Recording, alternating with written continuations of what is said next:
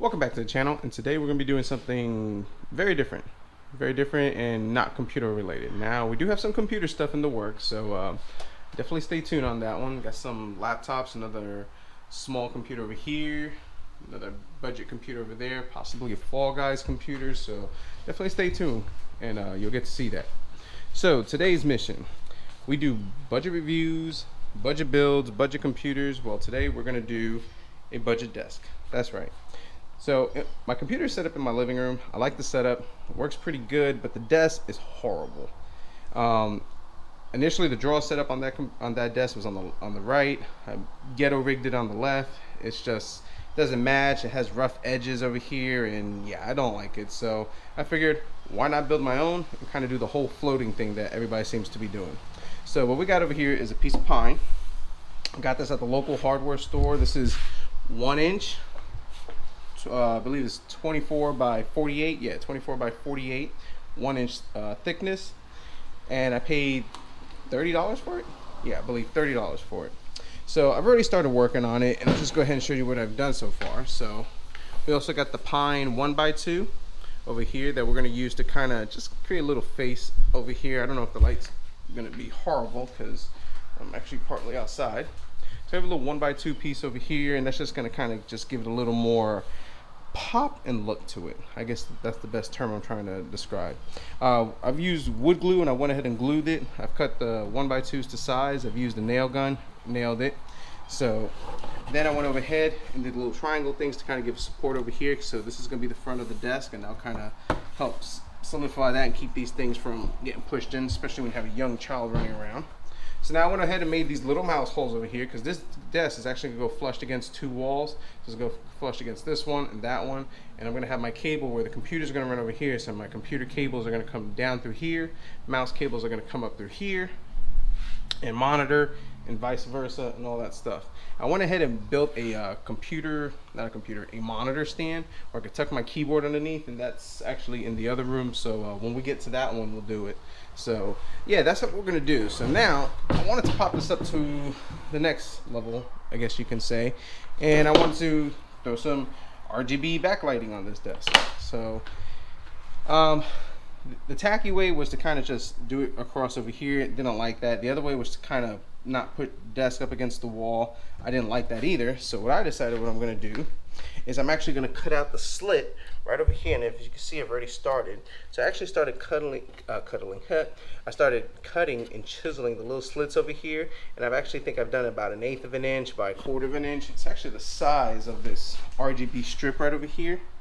And what that's going to do is it's not going to be all the way down, but it's actually going to create that channel where I could just put the RGB strip all the way right through here, slide it across, and then I believe, if I'm not mistaken, yeah, I believe right over here the wire will come through over here, and then it'll get plugged into the power outlet that has the USB port over there. So that is actually planned, so hopefully that goes good, and I just wanted to document it. So now for cable management, I hadn't got these cable sliders or whatever you call them, and they go underneath the desk, and all my cables will route through it, so you won't see anything hanging. And what I'm going to do is I'm actually going to secure it better. I don't trust double-sided tape. I've always had bad experience with them.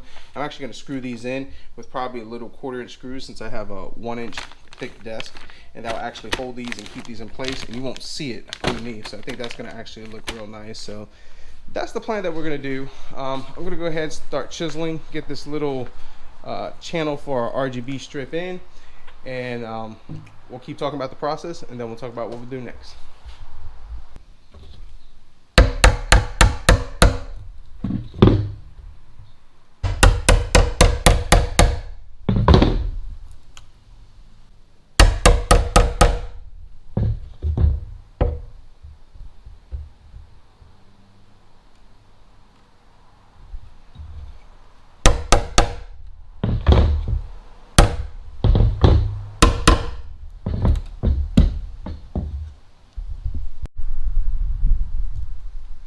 Alright, so after some time and finesse, I was able to actually cut out the little groove that I wanted for my LED strips. So they fit in perfectly and achieve what I wanted to do. See, I wanted to come over here to the little hole that I made for my wires. So that way, and this is just a mock-up, it'll actually be this cable, but as you can see, it's thick enough where it's going to come right over here. It's going to come down, and then it'll go into the USB power port that's going to be underneath here, which we'll do later. But all in all, it actually worked out pretty good. So I just measured it maybe 1/8 or 1/4 of an inch. I can't recall which one I did. And I just took some chisels. I went ahead and chiseled it out little by little. Let's pop this out over here. And as you can see, I don't know if it comes out. There you go. I have that little channel right over here, which the strip will sit on. I could put the dash flush against the wall, and then I'll just have that ambience from the LEDs on the back. So it's gonna actually look real nice. Definitely very happy with that. So I know it looks a little uneven, but you're not gonna see this part. And this part over here, I'm actually gonna take a router and I'm actually gonna sand this real good. Well, not a router, a sander, whatever you call that. There you go, some type of sander right over here. I forget the name of it. I'm actually gonna sand this out, smooth it, give it a little beveled edge, smooth this part out right over here, just kind of getting a little slightly deeper, and then I don't have to worry about my strip falling out over here. And if I wanna change it, all I could do is just pull it up over here, put in different strips, so it'll work out pretty good. So I use the sanding block. This is an 80 grit sanding block, and that's just kind of to help smooth it out and get into that grooves over here. So what we're gonna do now is I'm actually gonna take my sander. I'm going to use an 80, just take off some of these little imperfections right over here, smooth this out, actually even this up over here with the 80 grit, and then I'm going to take a 220, and the 220 is actually going to smooth this out and make this look real nice. So I'm going to go ahead, I'm going to start sanding it, and then we should be ready for staining it. So let's see how this comes out.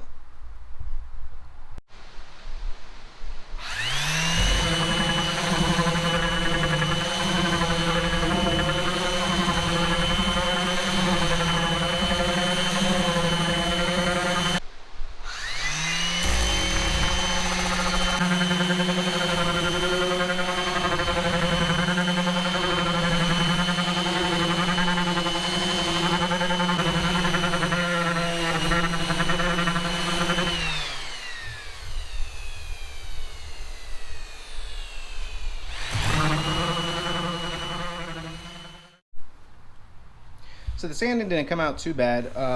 Used the 80 grit, and I was able to round this off nicely.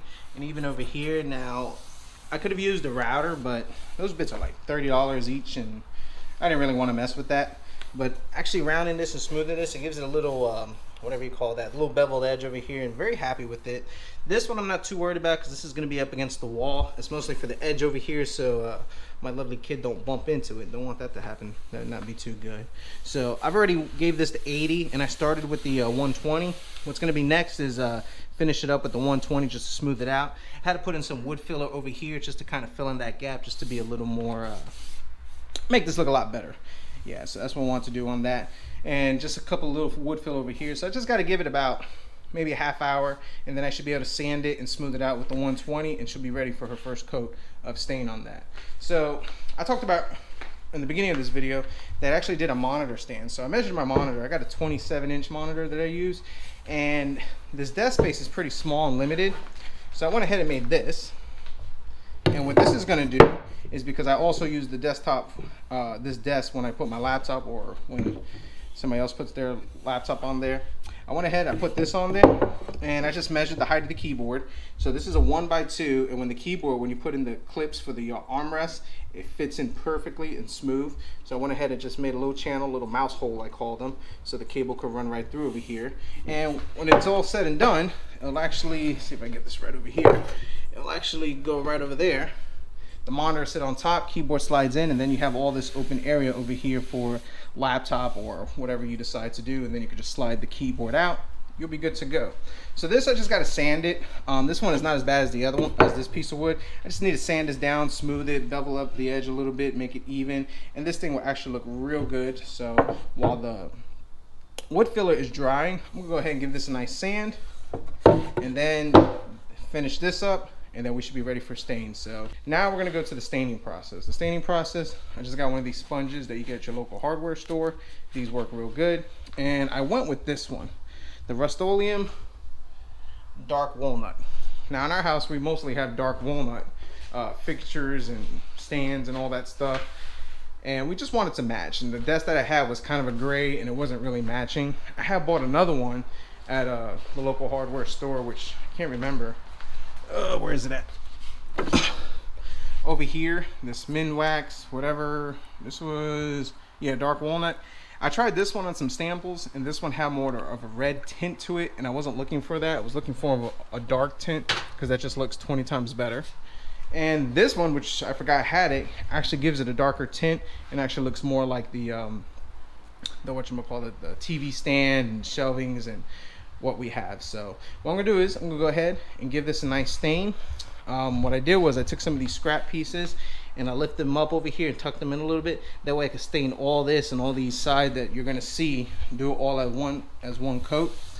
Doing some practices already, I went ahead and I figured out it's gonna be 2 coats of that, and it'll be 2 coats of the polyurethane.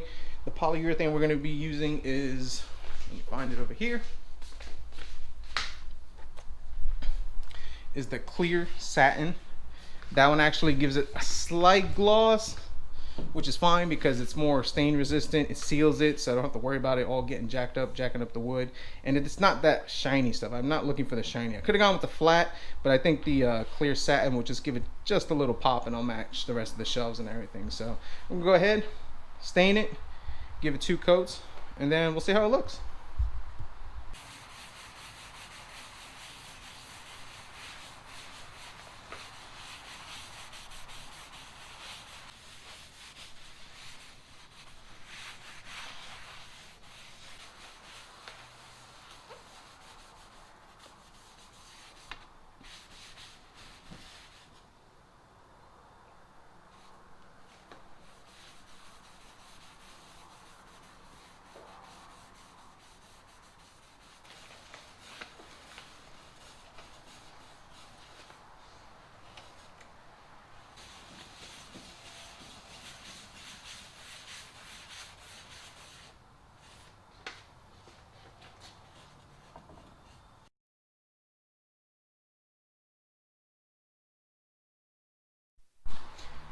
Staining is done, and I gotta say, for a piece of pine, it came out pretty good, and I'm happy with the way it looks so far. So 2 coats just to kind of give it a darker look to match what we were doing in the living room. Definitely like the way that looks.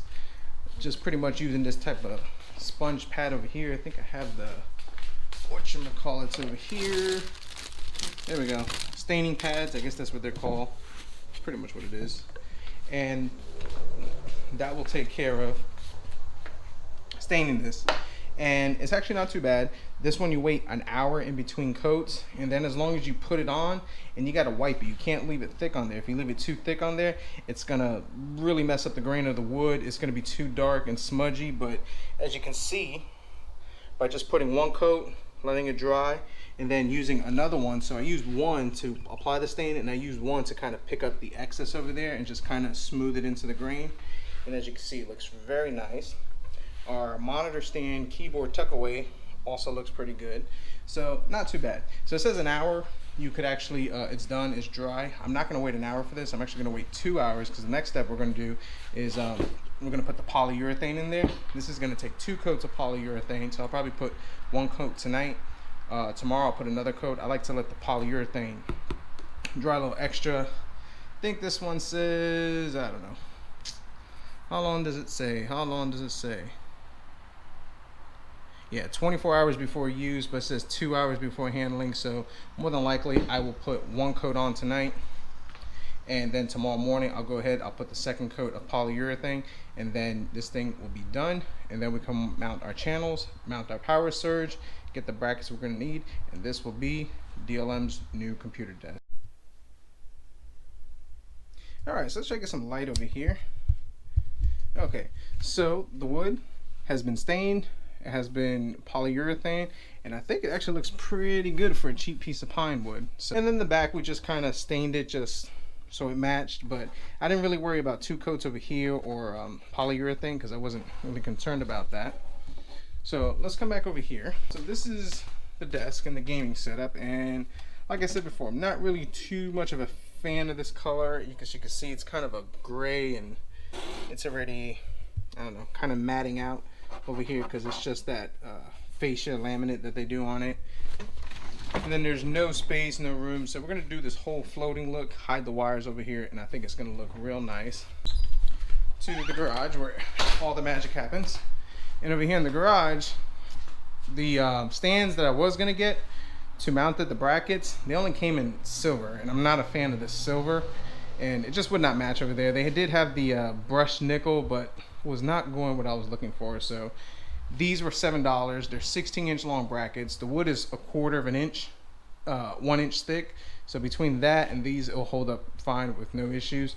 What I went ahead and did was just take a Scotch-Brite pad, this right over here, scuffed it up real nice, and after scratching it up, it kind of opens it up a little bit, and we just gave it a satin black. As you can see, we've done this one over here, and this is going to look pretty decent, and it's going to match the patina that we're going with in our living room. So I'm definitely very happy with that. So we're going to go ahead, we're going to finish spray painting this, get this done, then we're going to mount the brackets up there. We'll bring over here, we'll install the channels, show the RGB, and we should have the finished product.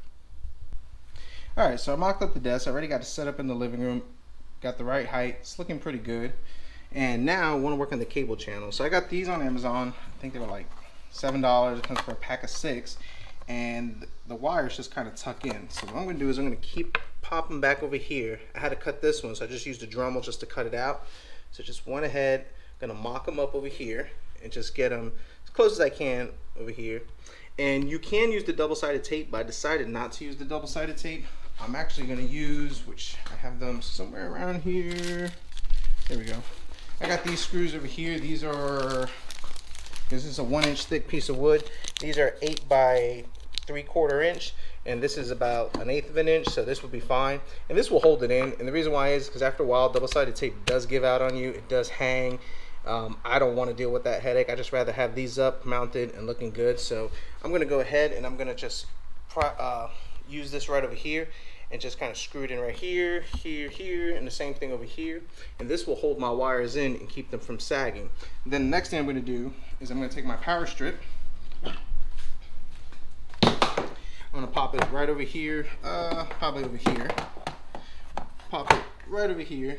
Put the power strip right in there. Actually, now that I think about it, it's going to go this way. Yeah, power strip's going to go this way. It'll pop in. That way my USB wire will feed right into here, and that will give me my RGB LED lighting power source that I need. The monitor and the computer power cable will go plugged right into here, and then this will finish down right straight to the wall and straight into the power surge, into the outlet. Sorry, outlet. What I'm going to do with the outlet, because the outlet is kind of inverted the other way, and this will actually put this cable kind of kink this way and then kink it up. I'm actually going to take the outlet, invert it, and I'll show you that when I'm done with it, and that way this thing will fish up real nice, real smooth, and real clean. So I'm going to go ahead, I'm going to mount these up, and then I'll show you the end product on this.